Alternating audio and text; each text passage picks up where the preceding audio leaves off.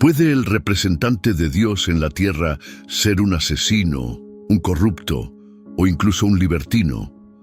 A lo largo de la historia, el trono papal no siempre estuvo ocupado por santos.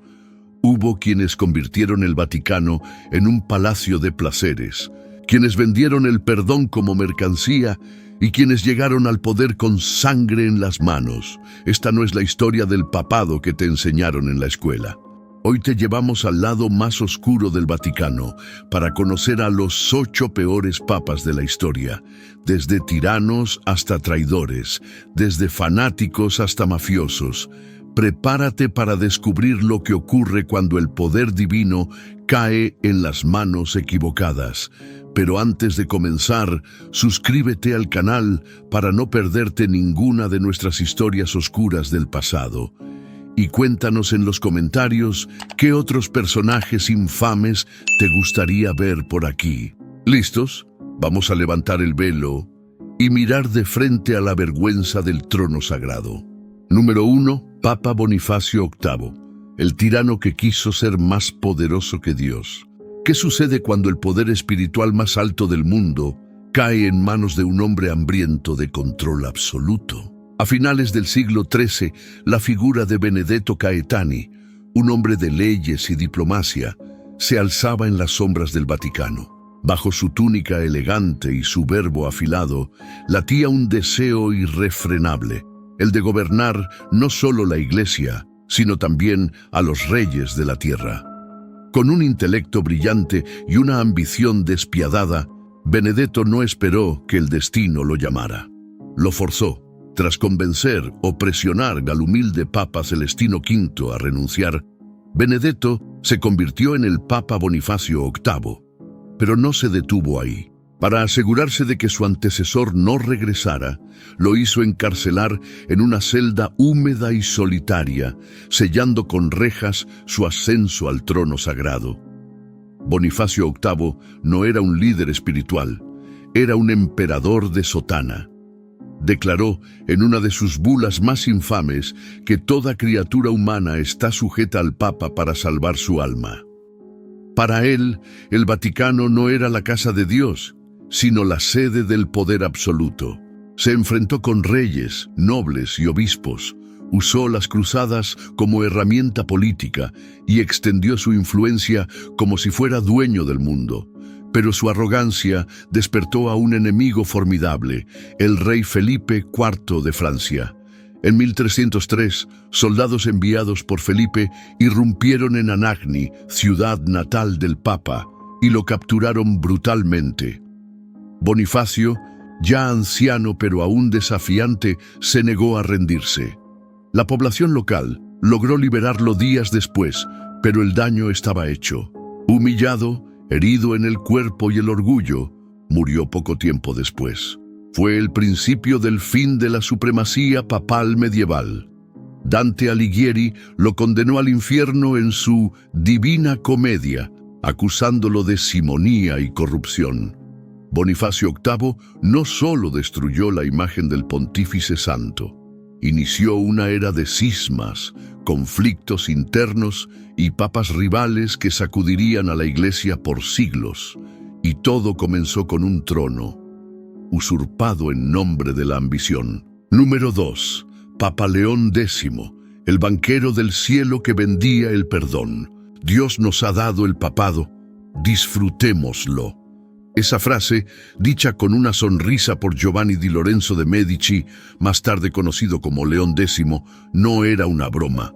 Era una declaración de intenciones. Nacido en una de las familias más poderosas de Florencia, los Medici, León X nunca fue un hombre de fe en el sentido espiritual.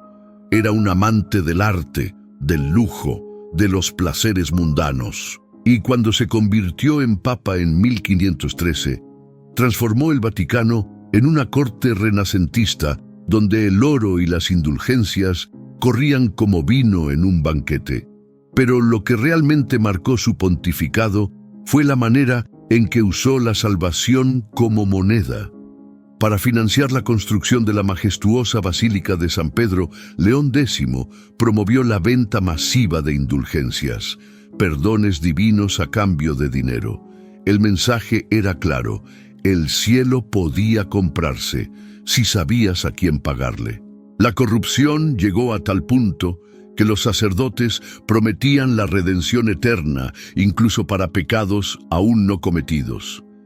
Y mientras Roma se adornaba con mármol y frescos, la fe del pueblo comenzaba a resquebrajarse. Fue entonces cuando un monje alemán, escandalizado por los excesos del Vaticano, clavó 95 tesis en la puerta de una iglesia de Wittenberg. Martín Lutero acababa de encender la llama de la Reforma protestante. León X respondió con amenazas, burlas y excomuniones. Pero ya era tarde. El daño estaba hecho. Su ostentación, su desprecio por la espiritualidad y su visión del papado como un negocio de familia abrieron una herida que dividió a Europa y a la cristiandad para siempre. Mientras los ecos del cisma se extendían por el continente, León X murió en su cama, rodeado de lujo, pero dejando tras de sí un legado de ruptura, herejía y una pregunta que resonaría por siglos: ¿puede un papa vender el perdón en nombre de Dios? Número 3. Papa Alejandro VI, el maestro de la corrupción vaticana. Roma, siglo XV. Las calles estaban llenas de intrigas, veneno y poder, pero nada se comparaba con lo que ocurría dentro de los muros del Vaticano, bajo el mandato de un hombre que haría temblar la historia de la Iglesia: Rodrigo Borgia, el futuro Papa Alejandro VI. Desde el momento en que ascendió al trono papal, su pontificado fue marcado por la manipulación, el favoritismo descarado y un desenfreno sin límites. Alejandro VI no solo fue un papa, fue el patriarca de una dinastía corrupta. Elevó a sus hijos ilegítimos al poder, como el infame César Borgia, y tejió alianzas políticas usando como peones a sus amantes y familiares. El Vaticano, bajo su gobierno, parecía más una corte depravada que una casa de fe.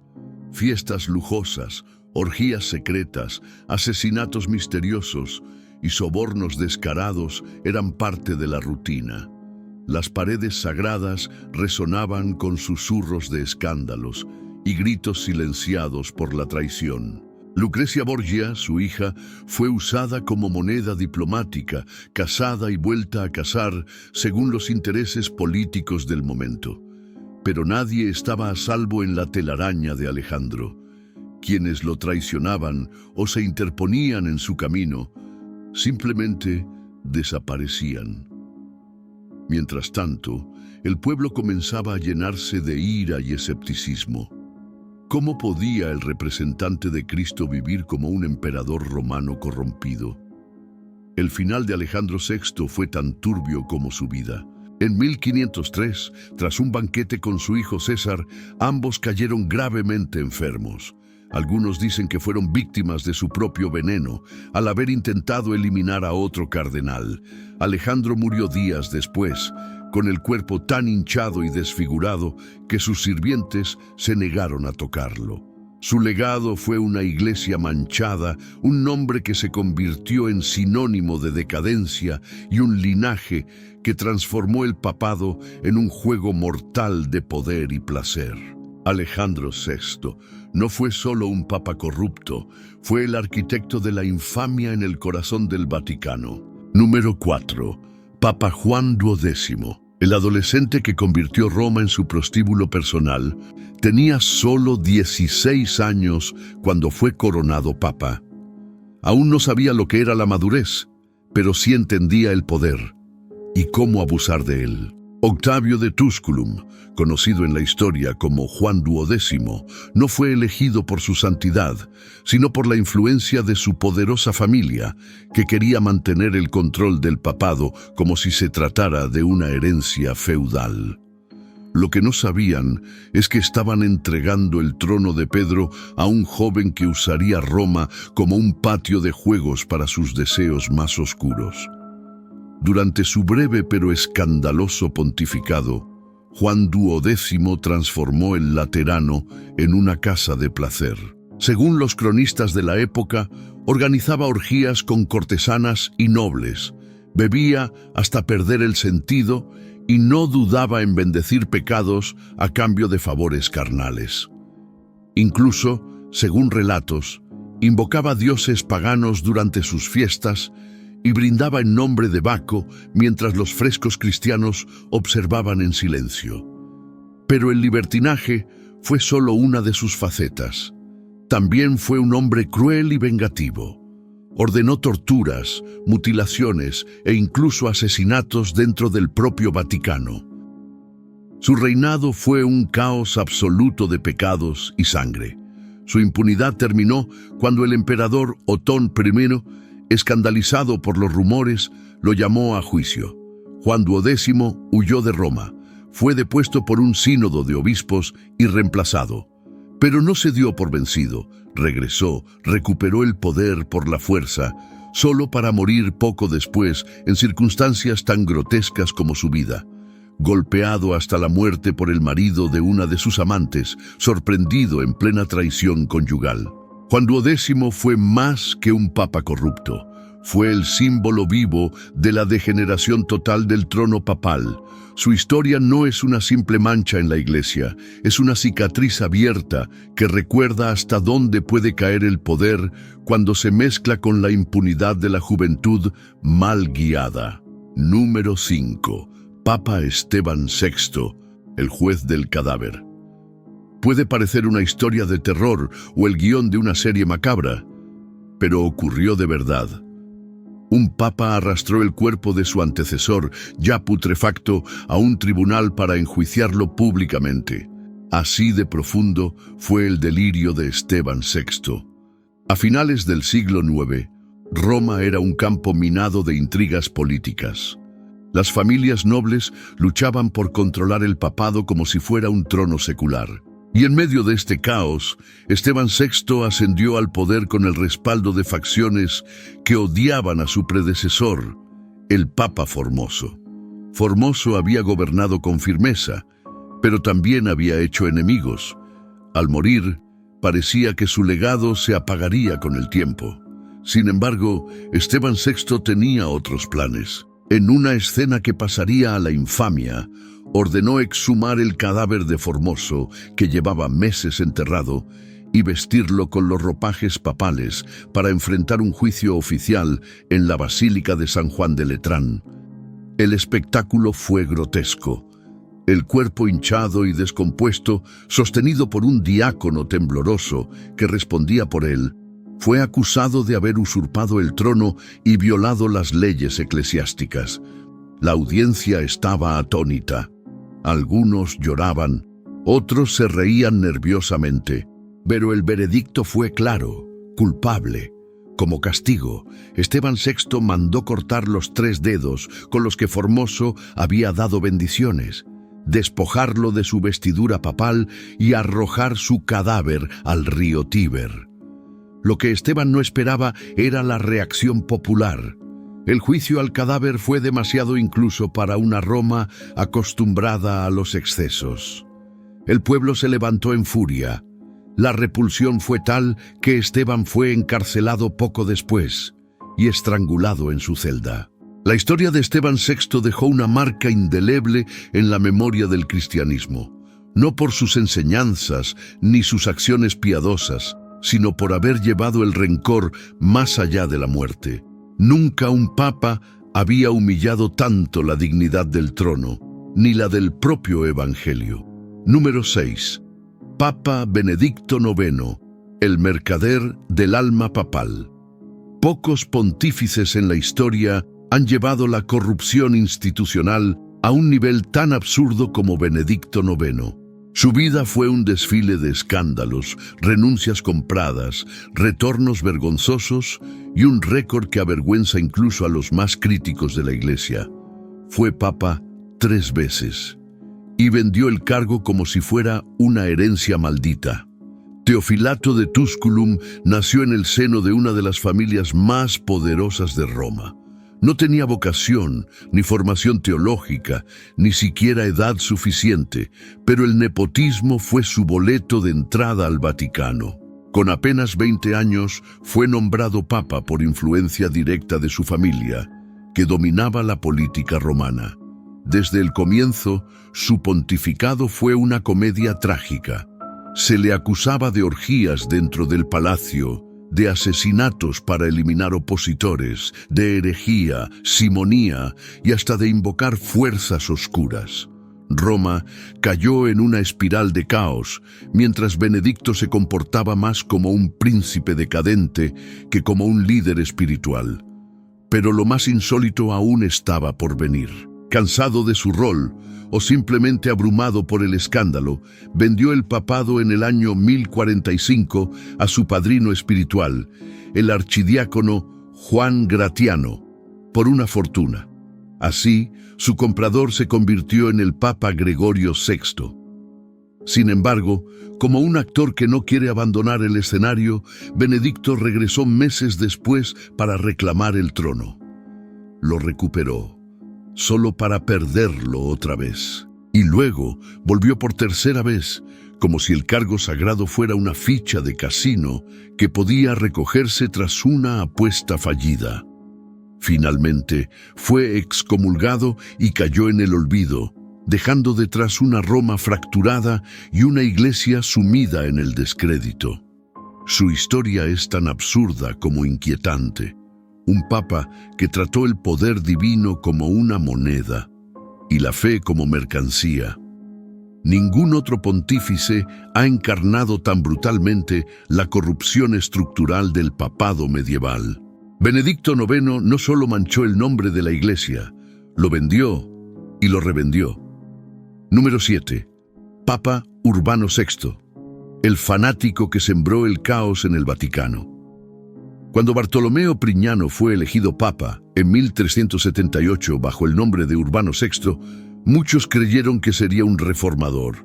No pertenecía a ninguna familia poderosa, no debía favores a nobles ni a cardenales. Pero lo que nadie sospechaba era que su aparente humildad escondía un temperamento explosivo y una paranoia que transformaría al Vaticano en un reino de terror.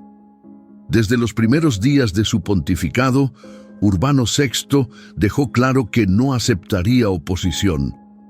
Gritaba en público a los cardenales, insultaba a embajadores e incluso abofeteaba a sus propios clérigos. Exigía disciplina, pero él mismo gobernaba con puño de hierro y sin misericordia.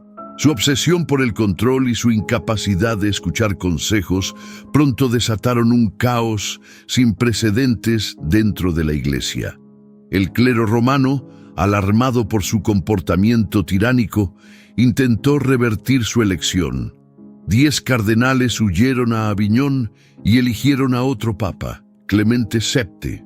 Así comenzó el cisma de Occidente, una época en que 2, y más tarde hasta 3, papas reclamaban ser el verdadero sucesor de Pedro. El mundo cristiano quedó dividido. Los reinos se aliaban con diferentes pontífices y la autoridad papal se fragmentó como nunca antes. Pero Urbano no se detuvo ahí. Convencido de que sus enemigos estaban por todas partes, mandó arrestar, torturar y ejecutar a varios cardenales sospechosos de traición. Uno por uno, sus antiguos aliados fueron cayendo, víctimas de su fanatismo. Su figura, que al inicio parecía representar una renovación, terminó por convertirse en símbolo de la locura y del abuso de poder. Gobernó desde el miedo y sembró una desconfianza que tardaría décadas en sanar. Urbano VI murió en 1389, aislado y despreciado incluso por los suyos. Su legado no fue uno de fe, sino de división, y su reinado marcó el inicio de una era oscura, donde la unidad del cristianismo quedó hecha pedazos por culpa del ego y del fanatismo de un solo hombre. Número 8. Papa Sergio III, el criminal que impuso su reinado con sangre. Hay papas que fueron corruptos, otros libertinos, algunos fanáticos, pero Sergio III fue simplemente un criminal. Su ascenso al trono papal no fue guiado por el Espíritu Santo. sino por el filo de la espada y la sangre derramada en los pasillos del Vaticano. Corría el año 904. Roma estaba sumida en una profunda decadencia moral y política. Las familias nobles manejaban la iglesia como un tablero de guerra, y Sergio III, obispo de una de las regiones más turbulentas de Italia, no dudó en asesinar para abrirse paso al poder. Su primer intento de convertirse en papa fracasó, pero años más tarde regresó con un ejército. Ocupó violentamente el Vaticano, mandó encarcelar y probablemente eliminar a sus rivales, y se proclamó sumo pontífice.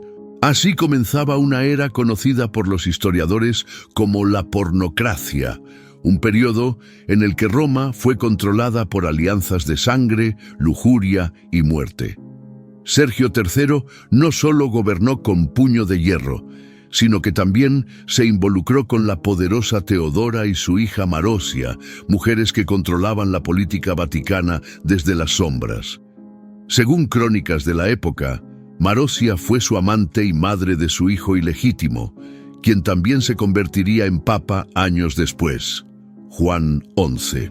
El papado, una vez símbolo de espiritualidad, se transformó en un linaje dinástico gobernado por corrupción, pasión y traición.